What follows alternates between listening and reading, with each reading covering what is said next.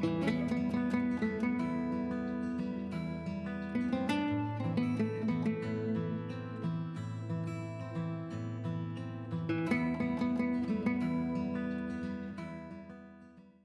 I start demonstrating, I would like to give a little bit of a testimony as to why I have changed my diet.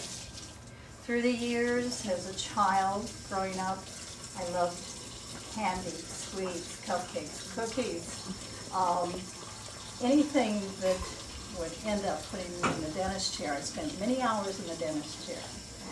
Spent many hours in the doctor's office because I was sick, and of course the immune system just kept dropping, and ended up with a childhood disease.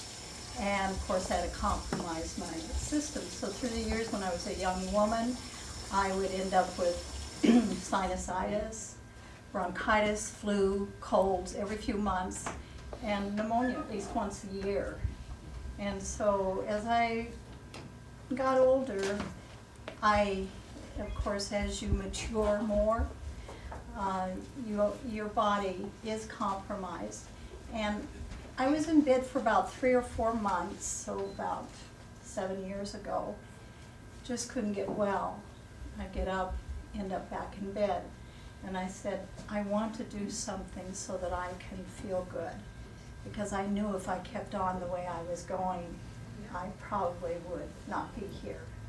And so I started researching what I could do. I had been a vegetarian, but I had decided after researching if I was going to feel better, to see if I could eliminate some foods in my diet. So I decided to eliminate all dairy and all refined sugar, all your animal byproducts. And since then, and it has been a challenge, but I've enjoyed learning how to make several dishes and to tweak my cooking. And since then, I have not had pneumonia, and that's been about 7 years. I haven't had any bronchitis. I've had a little bit of sinusitis because of allergies. My allergist was able to show me what to do about that. And I haven't had any colds, like I mentioned, flu. And the best thing is that I haven't had the sinusitis. I went several rounds of antibiotics and that just didn't work. But because of eliminating certain foods in my diet, I was able to function, and it's just a great feeling to know that you're not going to be sick or that you don't have to deal with these illnesses. And that is the reason why I live the way I live. And so I want to demonstrate stuffed shells for you tonight. It's going to be non-dairy. We use tofu. I overheard you ladies say something about tofu. And I do want to demonstrate. And this is my husband, Sam. He's going to keep me in order. So I do, this is a box of tofu that I have. I washed it, and what you usually have to do is get the water out of it. Sometimes you can, at home I cheat and I squeeze the water out in paper towel. But you can leave it for several hours or overnight. Put something heavy on it, paper towels. If you can see, I have the tofu here. And this is a real heavy bowl. And already, a lot of the water has been squeezed out. I'm going to stick this underneath here. And so this is a block of tofu. I don't know if you people are familiar with tofu, if you've ever used it before, or you say that you don't care for it, but it does take on the flavor of the food that is being used. And I have a little bit of tofu here I left. So, did you wash your hands? Yeah. Oh, good.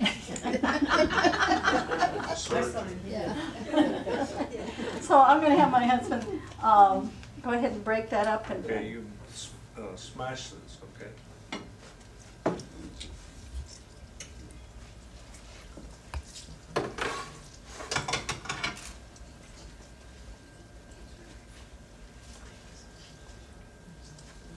And I want to get it as fine as I can. There are some little lumps that I do leave in there so that it has a nice texture to it, almost like a cheese. And as you follow along the recipe, he'll be adding the basil and the parsley and the spinach. I use about a half a cup of cooked spinach, chopped. This is another form of tofu. It's a very super firm tofu that you can get at Safeway. I don't know if you have it at Safeway here in Benson or not. And it makes a nice eggless salad for sandwiches.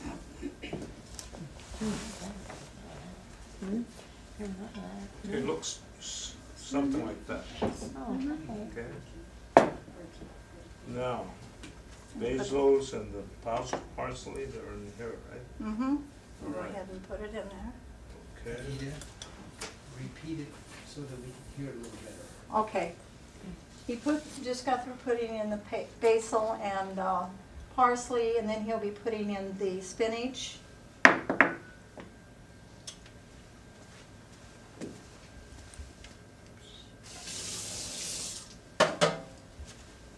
Okay.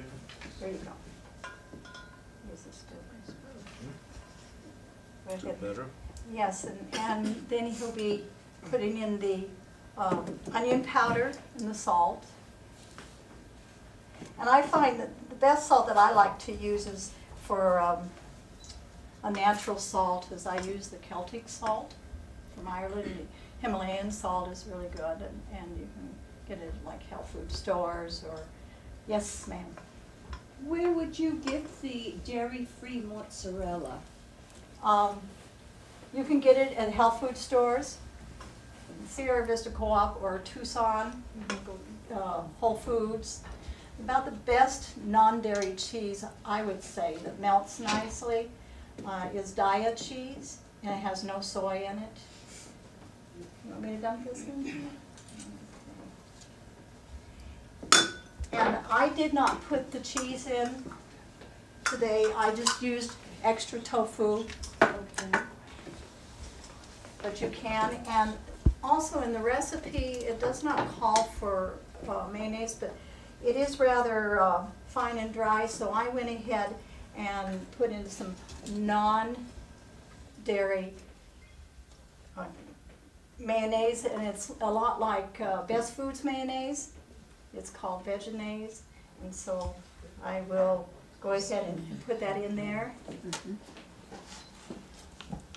And it just holds it together a lot better. Is it high in fat? Not as high in fat as if you Mayonnaise. used a mayonnaise that has eggs in it and so forth. It is lower in fat, yes. Let them lick it. And it has a great Pass it on. That's okay, thank you. No. No, I'll If you try it, taste but- it, Nah, if you that's all right. taste it, you'll think that it's best food. Or- Actually, I have tasted it once before. Have you I tasted recognize the that. Vegenaise? Yeah, it's You quite can good, get it- really. Right. It's one of the better non-dairy mayonnaises. It's good all by itself. Oh, yes. Yes, it really is. And how much did you put in? It is. Since it's I put a half a cup in, and if you want to write down there, and it just helps to hold it. The consistency is nicer.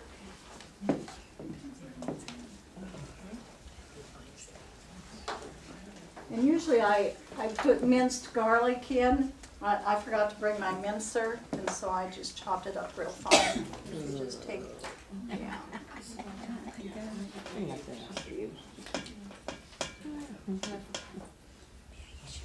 Okay.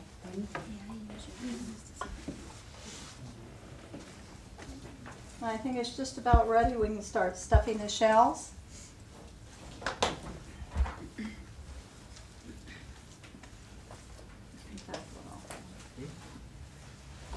Okay. I normally make my own spaghetti sauce, but due to time factor, I went ahead and bought some. I got this at the Sierra Vista Co-op, the Field Day Organic spaghetti sauce or pasta sauce. And I put just a little bit in the bottom of the pan, and then we'll start putting the shells in, okay?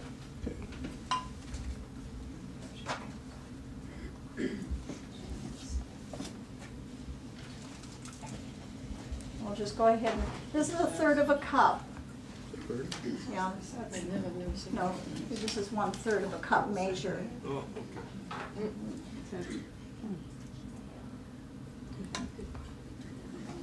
Oh, you're very good. Stop it, like that. Well, I've had with cheese. I've had with cheese. Yeah. And how many have used tofu before? I tried it, but I wasn't really sure what to do with it. I didn't know you're supposed to smash it and get the water out. It's best, otherwise it will be too watery. Well, yeah, It's that's what I it's thought. best It to was always- squeeze the water out. And of course, you rinse the tofu off Oh, first, because there is water in the tofu, what they pack in it. So you want to rinse it off, Yeah. and then you smash it. Yeah. Get as much of the water out as possible. And when you make other recipes, sometimes it's wise to let it sit with Yeah. something heavy on it overnight or a few hours. Anita, Yes. Bob and I have found that if you freeze tofu and then you let it thaw out, you can just squeeze the water out and it makes a really good texture to You know, it. it has a nice meaty It does. texture. In fact, this week I fixed some, what would you say, little fish sticks out of tofu, and I rolled them in a breadcrumb mixture that I had made up, and then I made a tartar sauce, baked it in the oven, and I used the tofu that I had frozen and thawed out and squeezed the water out, and it gives it that meaty texture or that fishy texture, and it was excellent. Turned out really But nice. if you really want the taste, fish taste, use some seaweed in it, and then makes it more fishy. Oh, If you like seaweed. yeah. Oh, when you put the tofu in to freeze it, do you take the water out of the container it's in? No, I usually freeze it right in the container, Oh, okay. Yeah, all and then right. I rinse it off really good when I take it out of the freezer.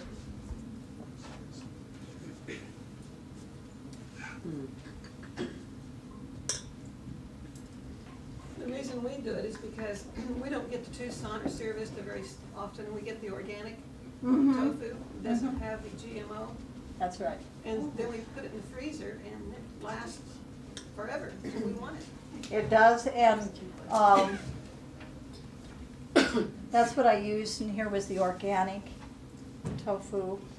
It is best if you can, because soybeans are genetically modified, and if you get the organic, then it's safe. What's the GMO? Genetically modified food. They have been playing around with our food using gene splicing. And of course, I don't have time to go into it, but the foods that are genetically modified that you have to be careful of are your soybeans, wheat, trying to think, tomatoes, Corn. and corn. Oh yes, corn big time. That's why people are allergic sometimes to corn, because of the genetic processing that they are doing. No.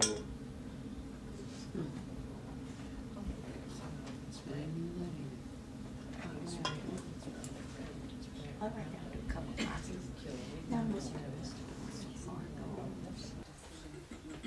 And you can pour more on as well. And it looks like that. Oh, yeah, that looks good. How did you make your cheese? My Parmesan cheese, I used almonds and nutritional yeast flakes and some vegetarian chicken seasoning. I can get the recipe later.